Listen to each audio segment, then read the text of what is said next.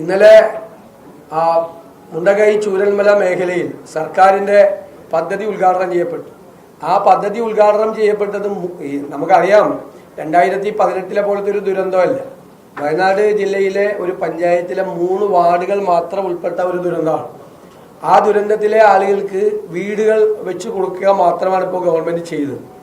ധാരാളം ആളുകളുടെ പരാതികൾ അവിടെ നിൽക്കുന്നവരുടെ ചികിത്സാ സഹായം കൊടുക്കുന്നില്ല, അവർക്ക് വീടുകളിലേക്ക് മാറാൻ കഴിയാതെ നിൽക്കുന്നവർക്ക് ആവശ്യമായ സഹായങ്ങൾ നൽകുന്നില്ല എന്നെല്ലാം പരാതി നിൽക്കുന്നു. ഇതേതാണ്ട് CPM ചെയ്തു കൊടുത്തതുപോലുള്ളൊരു വ്യാപകമായ പ്രചരണമാണ് നടക്കുന്നത്. CPM അല്ല, ഇത് ഗവൺമെൻറ്റാണ് ചെയ്തത്. ഗവൺമെൻറ്റിൻ്റെ മുഖ്യമന്ത്രിയുടെ ദുരിതാശ്വാസ ഫണ്ടിലേക്ക് കൈയയച്ച ആളുകൾ സഹായിച്ചതാണ്.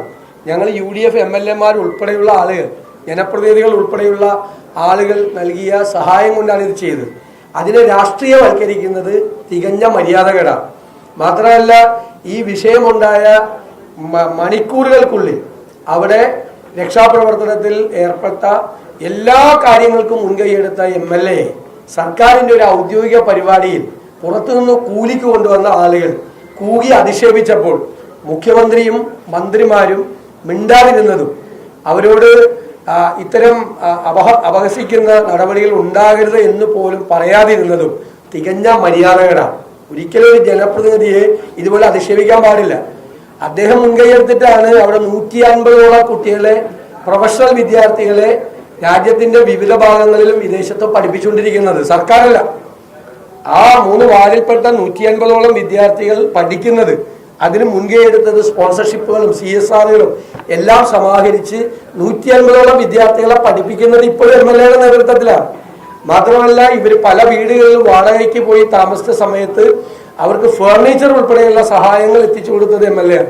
ഭക്ഷണത്തിന്റെ പണം സർക്കാർ കൊടുക്കാതിരുന്ന സമയത്ത് പല സ്ഥലത്തും പോയി ആ വീടുകൾ അന്വേഷിച്ചു പോയി അവർക്ക് വേണ്ട സഹായങ്ങൾ കൊടുക്കുകയും അവർക്ക് ചികിത്സാ സഹായങ്ങൾ കൊടുക്കുകയും ഞങ്ങൾ ഉൾപ്പെടെയുള്ള ആളുകളുമായി നിരന്തരമായ ബന്ധപ്പെട്ട് ഇപ്പോഴും അവർ രക്ഷാപ്രവർത്തനത്തിന്റെ നേതൃത്വം കൊടുത്തുകൊണ്ടിരിക്കുന്ന ഒരാളാണ് T. സിദ്ദിഖ് MLA.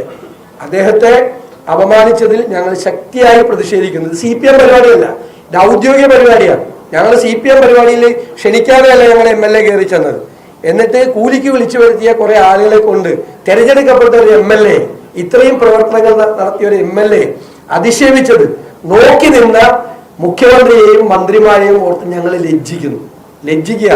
മറുപടിയിലെങ്കിലും പറയേണ്ടത് ചെയ്തത് തെറ്റായിപ്പോയി, അങ്ങനെ ചെയ്യാൻ പാടില്ല. ഞങ്ങളാണ് പറഞ്ഞത്.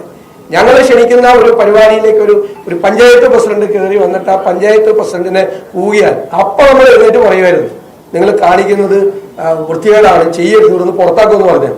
അത് പറയാനുള്ള അന്തസ് മുഖ്യമന്ത്രിയും മന്ത്രിമാരും കാണിച്ചില്ല. പിന്നെ മന്ത്രി രാജൻ കല്ലിട്ട് പോകാനല്ല ഞങ്ങളുടെ പരിപാടി എന്ന് പറഞ്ഞാൽ എന്തിന്റെ അടിസ്ഥാനത്തിലാണ്? ഔദ്യോഗിക പരിപാടിയുടെ അന്തസ് എന്താണെന്ന് മനസ്സിലാക്കണം, അല്ലെ മര്യാദ എന്താണെന്ന് മന്ത്രിമാരും മനസ്സിലാക്കണം. മനസ്സിലായി? ഇവര് കൊടുക്കുന്നതിന് മുമ്പ് 52 വീട് മുസ്ലിം ലീഗ് കൊടുത്തു. പിന്നെ ഈ പരിപാടിയിലേക്ക് 10 കോടി രൂപ കർണാടക ഗവൺമെന്റ് കൊടുത്തു. ശ്രീ രാഹുൽ ഗാന്ധി ഇടപെട്ടിട്ടാണ്. 1 വർഷം ഗവൺമെന്റ് എടുത്തു സ്ഥലം ഏറ്റെടുക്കാൻ. 1 വർഷം സർക്കാർ, ഇത്രയും വലിയ സൗകര്യമുള്ളത്. സർക്കാരിന്റെ സ്ഥലം ഞങ്ങൾക്ക് 100 വീട് പണിയാൻ തരുമെന്നാണ് ഞങ്ങൾ കരുതിയത്. അത് ഞങ്ങൾക്ക് പ്രത്യേകമായി തരില്ല എന്ന് കണ്ടപ്പോഴാണ് ഞങ്ങൾ സർക്കാരിന്റെ പദ്ധതി ഉപേക്ഷിച്ച് ഞങ്ങൾ സ്ഥലം തേടി പോയത്. ഞങ്ങൾ 4 മാസം കൊണ്ട് സ്ഥലം എടുത്ത് കല്ലിട്ടു. സർക്കാർ 1 കൊല്ലം എടുത്ത് സ്ഥലം എടുക്കാൻ വേണ്ടിയിട്ട്.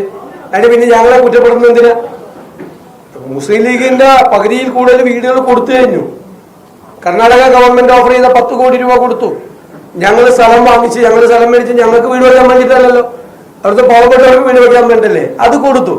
എന്നിട്ട് ഈ മന്ത്രിമാരുൾപ്പെടെയുള്ള ആളുകൾ ഔദ്യോഗിക വേദിയിൽ വെച്ച് അത് അധിക്ഷേപിക്കുന്നത് അത് നിലവാരമില്ലായ്മയാണ്. ഞാൻ അത് എന്നെ കൊണ്ട് ആ വാക്ക് ഉപയോഗിച്ചതിൽ എന്നോട് ക്ഷമിക്കണം. പക്ഷെ അത് പറയാൻ പാടില്ലായിരുന്നു. അവരത് ചെയ്തത് വളരെ തെറ്റായിപ്പോയി. അത് തിരുത്തി പറയണം ബഹുമാനപ്പെട്ട റവന്യൂ മന്ത്രി.